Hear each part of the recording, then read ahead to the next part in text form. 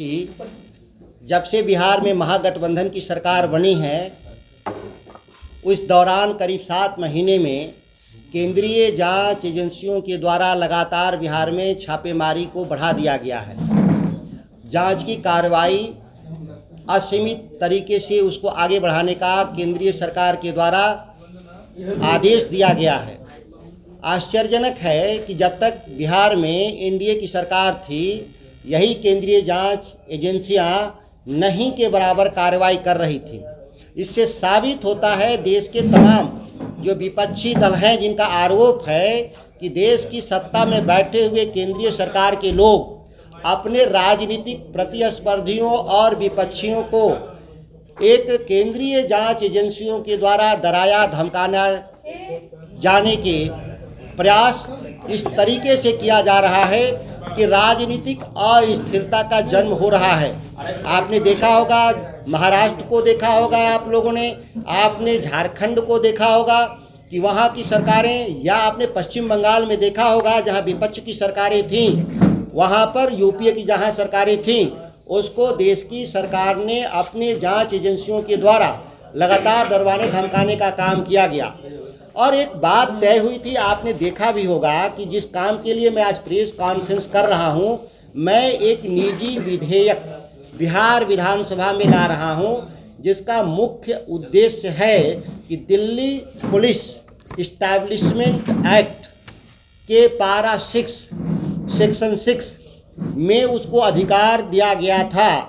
बिहार जैसे राज्यों ने, देश के तमाम राज्यों ने दिया था आम सहमति कि वह देश में कहीं भी जांच कर सकते हैं।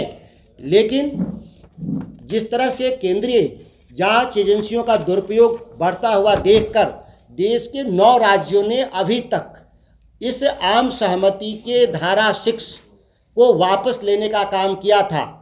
आज भी 10वां राज्य पश्चिम बंगाल ने भी वापस लेने का काम किया जो लागू नहीं हो पाया।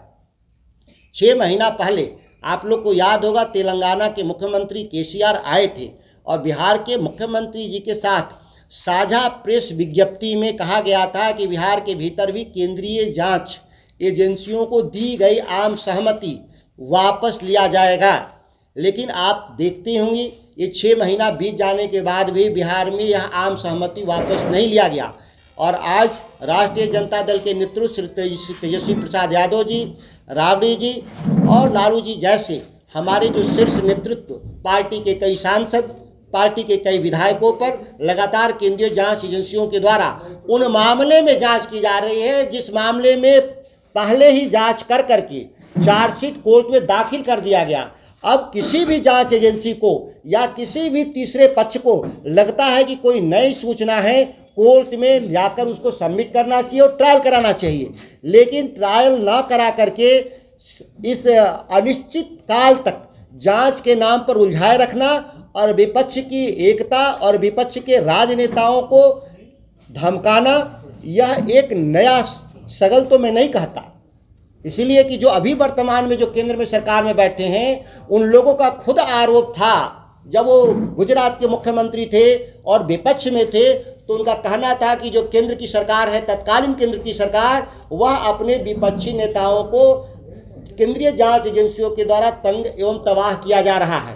कहने का मतलब कि यह सर्वानुमति है इस देश में, पक्ष हो या विपक्ष कि नहीं, यह केंद्रीय एजेंसियां दुरुपयोग की जा रही हैं। लेकिन दुर्भाग्य क्या है, जो भी हम सत्ता में आते हैं वो हम इस बात को भूल करके उन एजेंसियों का दुरुपयोग को बढ़ा देते हैं और जो विपक्ष में है वो उसको समाप्त करने की बात करते हैं। इसीलिए मैंने विधायिका के सदस्य होने के नाते मैं इस अधिकार का इस्तेमाल करते हुए मैं निजी विधेयक बिहार विधानसभा में आज पेश कर रहा हूं और माननीय विधानसभा के अध्यक्ष जी से मैं चाहता हूं कि इसी सत्र में बहस हो करके जो दिल्ली DSPE एक्ट को जो आम सहमति मिला है बिहार से, इसको निरस्त कर दिया जाए और केस टू केस मेरिट के आधार पर बिहार सरकार से अनुमति लेकर जांच की जरूरत महसूस करेगी राज्य सरकार तो उसको जांच करवाया जाएगा।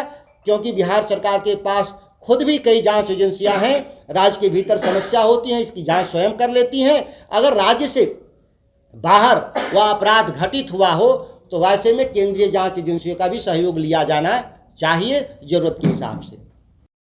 या इनकी कोई भी हो, जांच आप सरकार से आदेश लेकर करें, तो क्या ऐसा नहीं कि वो स्वतंत्र नहीं रह पाएंगे? यह तो पूरे देश में सभी को पता है कि जांच एजेंसियां सरकार की अनुमति से ही जांच करती हैं, वह स्वतंत्र नहीं है। जिसकी लड़ाई हुई थी देश भर में कि लोकपाल की स्थापना होनी चाहिए और लोकपाल स्वतंत्र रूप से एक निकाय होगा जो जांच एजेंसियों को नियंत्रित करेगा। लेकिन सभी लोग को मालूम है कि वह आज तक कानून पास नहीं हुआ, सरकार ही नियंत्रण में रखती है जांच एजेंसियों को। केंद्रीय जांच एजेंसियां जो केंद्र की सरकार में अधीन है और राज्यों की जांच एजेंसियां राज्य सरकारों के अधीन है। यह तो बात सर्वविदित तथ्य है। क्या आप कह रहे हैं कि सीबीआई की जांच राज्य सरकार के अनुसार ही जांच करे, लेकिन बीजेपी कह रही है अगर राज्य सरकार के अनुसार सीबीआई अगर यहाँ जांच करती है तो भ्रष्टाचार को ये लोग बढ़ावा देना चाह रहे हैं। जेडीयू इस बात का समर्थन करेगी या नहीं? मैं जहां तक जानता हूं इस मामले में कि आपने कहा, इसीलिए मैंने अपने पिछले वक्तव्य में मैंने कहा कि 6 महीना पहले केसीआर आए थे, तेलंगाना के मुख्यमंत्री और बिहार के माननीय मुख्यमंत्री जी का दोनों का संयुक्त वक्तव्य है कि हमारी आम सहमति जो दिए हैं वो आम सहमति वापस लेना।